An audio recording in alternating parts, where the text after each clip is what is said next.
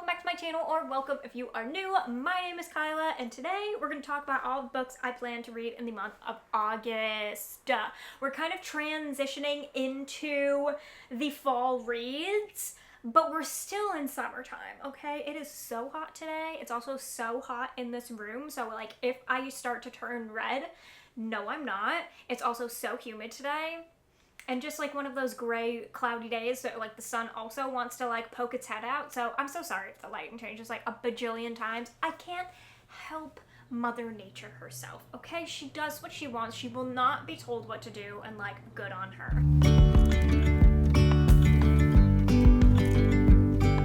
Anyways, let's talk about the books I plan on reading in the month of August. I am super into summer fantasies right now. I just feel like it's the perfect transition because like I want to be reading some darker things, but it's also still summer. So like it's a weird time where I'm like, I am ready for fall reads, but like it's not quite the vibe yet. So I picked some summer fantasies that I'm really excited about, some backlist, some newer titles, and then I have a few others. So let's just go ahead and dive in. We're gonna kick this off with probably one of my most exciting reads for this month. It is one of my most anticipated of the year, but also I am going to be a special guest on Bestie Kendall's book club, and I'm so excited to talk about this book. I haven't read it yet, but I am so excited to read it and discuss it because I have a feeling it's going to bring up a lot of conversations. I know that there's probably going to be a lot of deeper themes. Should I show you the book? Hi, hello. It's going to be The Lost Story by Meg Schaefer, and let me tell you, I loved The Wishing Game, and one thing that I loved about it is that it hit a bunch of different topics while also still being so whimsical, and I have a feeling this is going to do the same. I have seen so many friends read this already and like be crying, sobbing while reading it, and also just say it has such nostalgic vibes, and I am so looking forward to it. This is a cozier fantasy. I don't know if it's necessarily categorized as cozy fantasy, but it's cozier fantasy. And this is portal fantasy, which is one of my favorite things to read. I absolutely love the Wayward Children series, and this is giving very similar vibes, it just like in a different way, and I'm so excited about this. And all I know about this is that we are following a group of boys who went missing and then reappeared 6 months later. I don't know anything beyond that, and I'm so happy to keep it that way until I have my own reading experience, but I do know it's made a lot of people very emotional, and I'm so excited about it, and I'm so excited and honored to be a guest on Kendall's book club. Are you kidding? This is like dreams. It's gonna be hosted on her Patreon. I will leave the link below to her Patreon if you want to check it out. If you don't know Kendall, what are you doing with your life?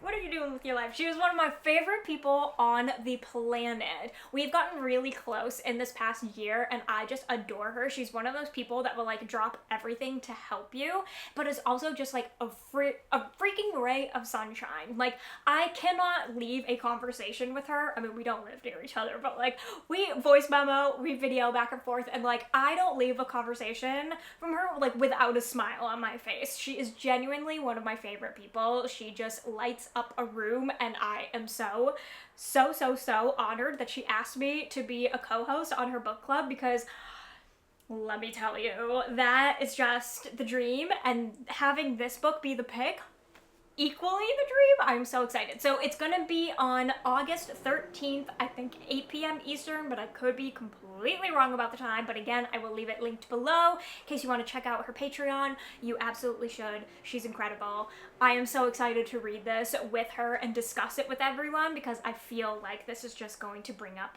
a lot. Sticking on the theme of summer fantasies, I have a few others that I am really excited to get to this month. The first one is A House of Salt and Sorrows. Nope, it's not it's just House of Salt and Sorrows. by Erin A. Craig. This is an author that I have been dying to read from. I saw that she has a new release coming out this year called The 13th Child, and it looks right up my street, and I feel like it's a crime to go into a new release without have read some of her backlist, especially when I'm like so looking forward to her new one.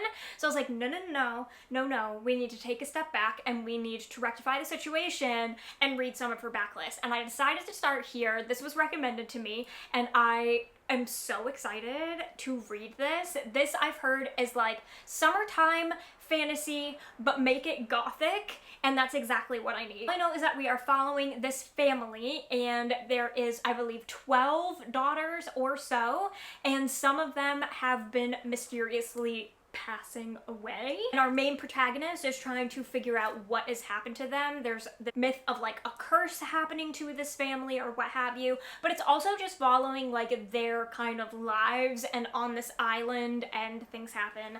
I know that it's dark. I've heard that it's gritty. I've heard that it does have the most amazing gothic vibes, but make it summertime because it does take place on an island, and there's a lot of talk about like this family and the water and like all this. I don't know, but I've heard it's incredible. I've heard nothing but good things about her writing, so I'm so excited to get to this one. And then another backlist title that I am so excited to get to is The Drowned Woods by Emily Lloyd Jones. This is the same author as The Bone Houses. I wanted to read this last month, but I didn't get around to it, so it's moving to the TBR for this month, and it's one of my top priorities. I am so excited to read this. I truly don't know anything about this, but all I know is it says the right cause can topple a kingdom. I don't even know if this necessarily has summer vibes to it. I think I'm just attributing it to that because it's got like this gorgeous blue on the front. I don't even know. If it doesn't, that's fine. I'm gonna consider it a summertime fantasy. She also has a new one coming out in the fall, which I'm so excited for. I loved The Bone Houses. I love her writing. I love her characters. I love how she made this dark fantasy equally feel cozy at the same time, and she really centered that one around family, so I'm excited to see the themes around this one. I just need to be reading her entire backlist, so we're gonna move on and start here, and I am pumped. And then I have A Short Walk Through a Wide World. This is by Douglas Westerbeck, and this was a book of the month pick a few months ago, and I was like, that sounds kind of like Addie LaRue, so I need to be picking that up. And I want to be reading this before the summer is up because this cover is just giving summertime vibes. It's got seagulls on it, it's got a boat on the ocean, it's just giving those vibes, so I feel like this is the perfect month to pick this up. And the thing that made it sound like Addie LaRue, I'm just gonna read the little blurb on the insert here. It says, a dazzlingly epic novel that charts the incredible, adventurous life of one woman as she journeys the globe, trying to outrun a mysterious curse that will destroy her if she ever stops moving. Which it sounds like that, you know? Like Addie went through this entire lifetime. Now hers was obviously a little bit different, her curse or whatever, kind of self-inflicted because she made a deal with the devil, but also it's that no one will remember her, where this one is that will destroy her if she ever stops moving. I don't know necessarily what that means, but I need to be knowing. If it gives anything like Addie LaRue, I will love this book. This is definitely like up there with a 5-star prediction, and I hate to make the comparison to Addie LaRue because that is one of my favorite books of all time. So is it fair to do that to this book? Not necessarily, but like it's giving that, and I am excited. I just looked on the inside flap again and I just saw the word library. Are you kidding me? If this includes books, I'm done. It will be 5 stars. And then my last kind of summertime fantasy that I would like to be reading this month is Bring Me Your Midnight. I know nothing about this, and I don't have it physically to show you yet because I'm waiting for my hold to come through from the library, but I know nothing. I know nothing other than it is a dark summertime fantasy, and I also know that Liv from Liv's Library is reading it this month, and I was like, okay, If you didn't see her video, she actually asked a bunch of us to pick a book for her. It included myself, Kendall, Elizabeth, Rachel, like so many of the besties, which was just like an honor to be included as well. I will have her a video linked below if you haven't seen it. It's so cute. It came out adorable. I loved it. Loved it, loved it. And this was a pick from multiple people, and I was like, all right, if so many people are recommending it to Liv, then like I need to be in the know as well, because we have almost the exact same reading taste. Like, it's actually kind of eerie. So I put this immediately on my TBR and was like, okay, putting it on hold from the library. We are going there. We are going to be doing this. This will be my first Rachel Griffin, which I feel like is kind of a crime at this point, but I'm excited to read it. And again, I don't really know a whole ton about this. I know that it gives like witchy vibes, but it's also more along the lines of like summertime. So I feel like it's going to be the perfect transitional book. It's a romantasy, but I've also heard that it's really dark as well. It's all of the buzzwords that I could ever hope for, so I had to put it on my list, and hopefully, fingers crossed, my hold comes off and I get to this one. So that's kind of it for the summertime fantasies. I know that's like heavy on them, and that's honestly, like, they're all a bit chunky, so I mean, I could be set with those, but I had to throw in a few others as well. I would love to be getting to A Novel Love Story by Ashley Poston. I bought this to read on vacation, but I didn't end up getting around to it, and it just makes me so sad that I haven't read this yet. I know this has mixed reviews right now. People are either loving it or hating it. I know nothing about it, and I would like to keep it that way, and I also have not read anybody's reviews beyond them saying either they liked it or they didn't, because I want to go into this like completely unbiased, and that's exactly what I'm gonna do. So I would love to be getting to this. This has like the perfect floppy book, by the way. Like every single time I hold it, I'm like, that's a good flop. That is a good flop right there. I loved The Dead Romantics and The 7-Year Slip, so like I'm hopeful that I will enjoy this, especially because I'm newer to romance books, and I know that she always includes like a different kind, like a little bit of a fantasy element to it, or just a different element to it, which I really enjoy. So I have a feeling I will like it. I'll lean more on the side of liking it, but who knows? And then another book that I got to read on vacation but didn't end up getting around to was Home is Where the Bodies Are by Geneva Rose.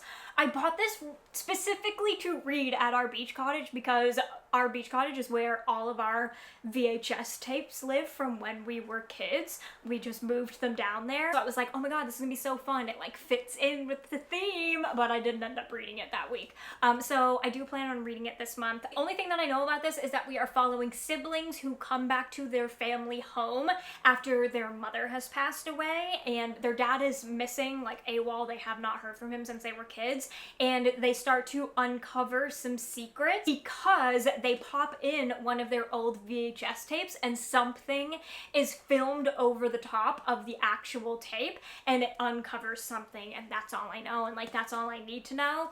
Purely this was a cover buy. Purely this was a cover buy because while I haven't read from Geneva Rose before, I've kind of leaned on the side of like, I'm knowing that she probably wouldn't necessarily be my jam because of how romance heavy her thrillers are, and I don't really like that in my thrillers. So I've kind of leaned away, but I did hear that this one doesn't contain as much romance as her other ones, and like I needed the VHS tape.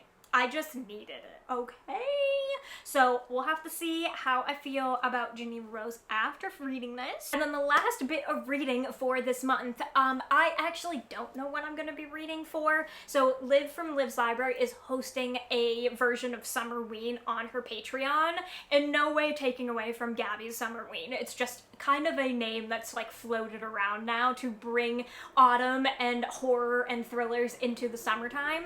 So she's hosting a little readathon over there, and I do not know what I'm going to be reading for it yet. I don't even know all of the prompts off the top of my head, other than there's to read a thriller, which like easy done. I mean, I could consider Home is Where the Bodies Are. We'll have to see. Read a thriller, and there's one about orange on the cover. Like, I just don't know what I'm gonna be in the mood for or what I'm gonna be reading. I really would like to possibly read Midnight Feast this month by Lucy Foley. That's her newest one. I do believe it has some orange on the cover. I know it has that bright lime green, but I think the lanterns are orangey in color, and it's also a thriller, so I could read that. I would love to get to that one maybe, but also there are so many backlist thrillers, and I just don't know what I'm gonna be in the mood for. I also would like to be picking some kind of transitional thriller and horrors, so I don't have a set TBR for that yet, so that is going to be kind of a mystery until we get to my wrap up, because I don't think I'll be vlogging that week because I have a few other vlogs that I'm doing throughout the month that are going to take up a lot of time. So I just have to see what I end up reading in the wrap up. So I'll probably end up sharing like on my Instagram what I'm reading that week. So if you're not following me on Instagram, it is always linked below. Please feel free. We do bookish things over there too. That's where like I update my most current reads and talk, like give thoughts and feelings kind of in real time, and just share what I'm reading more over there. So if you're not following me, please do so. But yeah, I think that's it for my August TBR. Honestly, that's plenty. That is plenty. I'm sure these summer fantasies are going to take me a minute to get through, so we'll have to see what I end up getting to at the end of the month. But I would love to hear what you are reading this month. Please let me know in the comments. Are you like going full into autumn mode already, or are you reading some transitional books as well? If you are, please let me know what they are in the comments. I would love to know like what you're reading as you transition into fall, because I am one of those people that like so wants to save my like, real autumny books for autumn, like when the vibe fits more. But I also am like, I so want to read some of them now. So please let me know what you're reading this month. If you enjoyed this video, be sure to give it a thumbs up. Do not forget to subscribe if you are not already. Turn the bell so you never miss a video, and I will see you in my next one. Bye! With you and I, the future is bright.